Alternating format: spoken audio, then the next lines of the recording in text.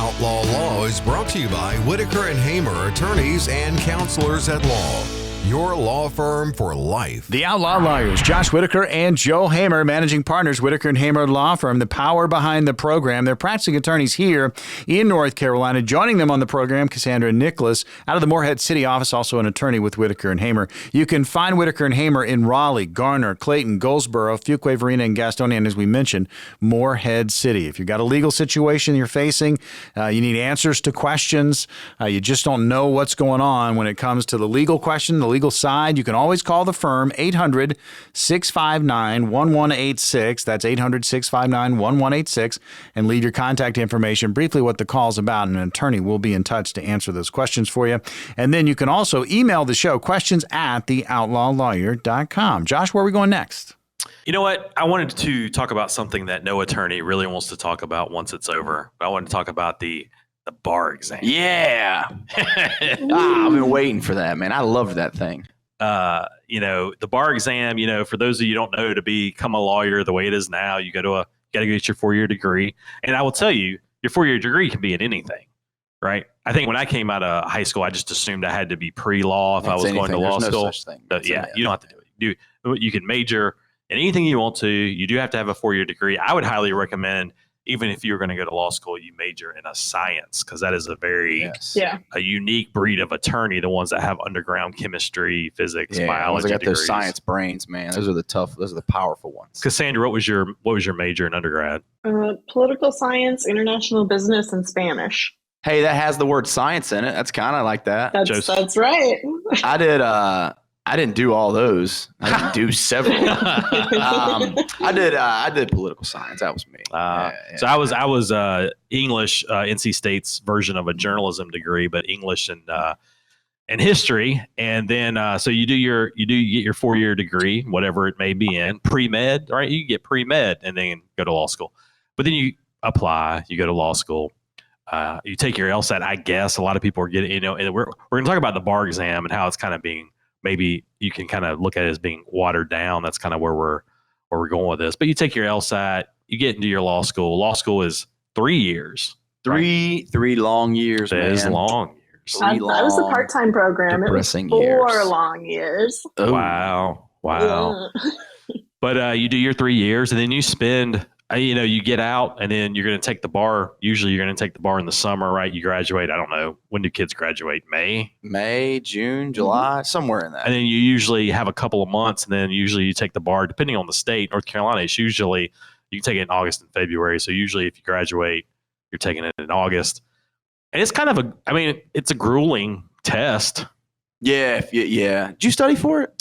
I did. I took. That was a joke, man. I know it was very difficult. I think everybody did. So it's a 2-day test. Like what is it? The first day. This is how it used to be. I feel like I just graduated from law school yesterday, but it seems like a long time for me, man. It was 20 plus years ago that I graduated from law school. Jeez. But you go in, and then there's you do a bunch of multiple choice. It's like essays, was it essays first, then multiple choice, or the vice versa? I can't remember. I don't want to remember. But you're in a big room. Like I had to go downtown. I think we took it in I call it Memorial Auditorium. I don't know what it is now. Is it still? Mine. I want to say I did mine over at the fairgrounds, maybe. So you're in a big room. I was at a table. I was at, they had like a normal size table you'd fold out to use at church, right? And I was at one end, and this was before you were allowed to have a computer, right? So we didn't have a computer. Yep. That's such an old timey story. Yeah, I had to handwrite it. That's right. God, it sucked. And, there was somebody else on the other side, and you get to pick who you sat with at the table because you weren't really supposed to be talking anyway. But I remember. They frown on that. I remember sitting down, the test hadn't started, and I was just introducing myself to the young lady who was on the other side of the table. Hey, I'm Josh. What are you here for? and man, she was mad at me for talking to her. She looked at me like I had just she was in her zone. And you took her out I was screwing her up. So, man. I hope that young lady has done well. But you sit there. And I don't. She sounds terrible. But yeah, you take the bar with at the time. I think we were taking it with 900 people, and you're there for one day, and then you go home. So you've studied, right? You've had all this time to study. I can't study that long, right? You've had 2 months. You've been out of school. Yep.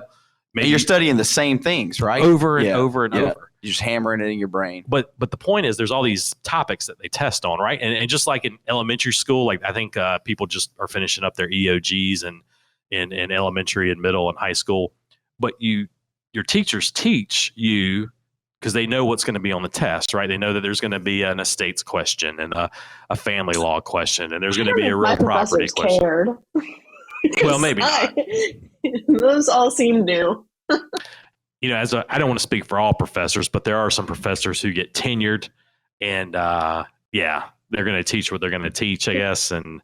But you know, there's this big op-ed piece in the Wall Street Journal a week or two ago. So an Alabama Supreme Court Justice Jay Mitchell published an op-ed in the Wall Street Journal talking about how the National Conference of Bar Examiners, the NCBE, that's who helps decide what's going to be on your state's bar exam, are proposing a uniform bar exam where they make it shorter, right? It was 2 grueling days. I remember going home after the first day and just like, I think I just watched King of Queens for like 8 hours. You know, I just had to clear the brain. And then going back the next day and taking it. But they're suggesting taking some topics out of it. And I think I saw family law being removed. And probate maybe estates.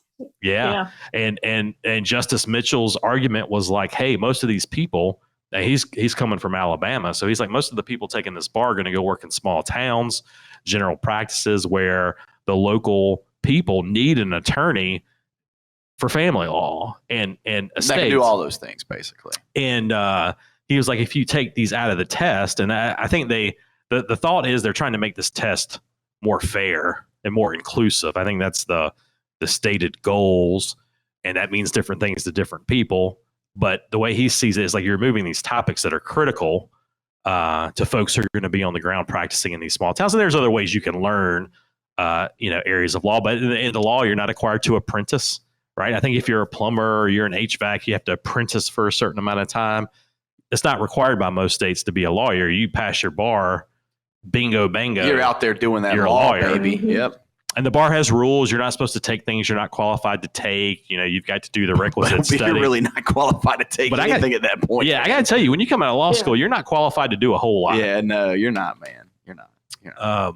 So anyway, he laments that the bar exam, like, it needs to be hard. It needs to be a gatekeeper. It needs to be something where you have to at least, that's what my professors always told me when you get out of law school. You need to know enough to know when you don't know enough. Yeah, you keep making it easier, man. That's how you end up in idiocracy, right? That's right. People need to watch that movie every day. Yeah, that's another thing. Like, we're going to remember COVID. We need to remember to not do that. Hey, you remember the feeling when you finished the bar exam?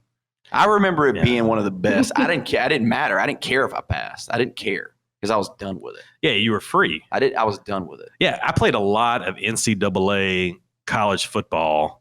That was like one of the last years they came out with that game. Ah, man, what a time. And I would study the same. Did you have kids then? No, I didn't have any kids. Ah, what a time.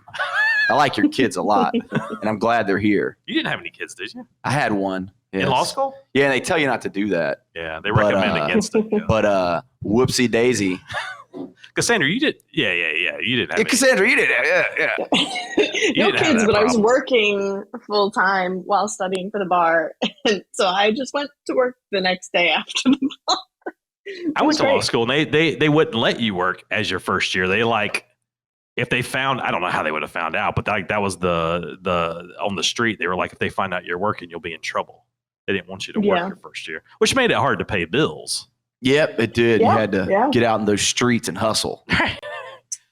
But these practice areas are really like, the other side of this is they're very like state specific, and the bar exam that all the states are doing now, what's it called? The is one I took. NCBE or the the uniform something or another. The uniform bar exam. It's that uniform something or another. 36 states are using that now. So even they still include family law, trusts, and estates, but it's a really like high level general version of them. So it's really not getting whether or not someone's competent to practice those practice areas in the state they're getting barred in anyway. So I don't know how they deal with that. Well, I'll tell you something that you can take to the bank. I am 46 years old, 46 years young. 46 years young. That's right. I promise you this, that under no circumstance will I ever take a test again in my life. Ever again. There's Ever. nothing you can make me do. Right. There's nothing. No driving test. No, not doing No pregnancy test. I'm not taking doing it. any of them. Yeah, I'm out. Yeah. I'm out of all tests for the rest of my life. Yeah. So I'm guessing the bar exam has scarred you for life. That's the last one, man. That's it. That's it. All right. We have one more segment on the Outlaw Lawyers. We're going to be back here in a second. Josh Whitaker and Joe Hamer, managing partners, Whitaker and Hamer Law Firm. They are your hosts, along with Cassandra Nicholas, also an attorney with Whitaker and Hamer. She's out of the Moorhead City office. Also, offices located in Raleigh, Garner, Clayton, Goldsboro, Fuquay Varina, and Gastonia. If you've got a legal situation, a question you need answers to, you can always call the firm, 800-659-1186. That's 800-659-1186. Leave your contact information, briefly what that call's about, and an attorney with Whitaker and Hamer will be in touch. And you can always email your questions to the show, questions@theoutlawlawyer.com. We're back to wrap it up right after this.